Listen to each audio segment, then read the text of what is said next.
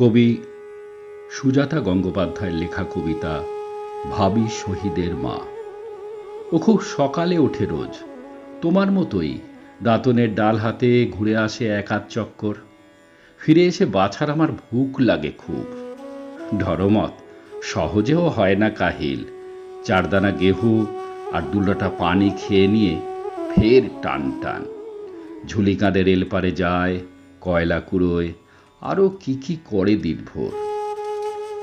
ঘরে থাকি, আমি কি জানি তা? শুধু জানি ও তোমার বেটা, ও কি কোনো গুনাহ করতে পারে? ও জানে ওর বাপ শহীদ জওয়ান, তার কাছে মায়ের সমান ছিল এই দেশ, এই মাটি, তার ইমান, তার কুরবান কত খাঁটি, তা কি ও জানে না? আমি তাই ভাবনা করি না, ডরামাত আমাদের সন্তান কবি হারাবে না হিম্মত। ও এখন শিশু আছে, আছে থাক আমার আঁচলে। ভোগ আর দর্দ নিয়ে খেলতে শিখুক, রাতে ঘুম পাড়ানিয়া লড়ির বদলে শুনতে শিখুক ওর বাপুর কাহিনী। যেদিন তোমার বেটা বনে যাবে লড়ুক জওয়ান, সেদিন পাঠিয়ে দেব যুদ্ধক্ষেত্রে, ডরমত সিপাই না বনে পারে। আমাদের প্রেমের সন্তান।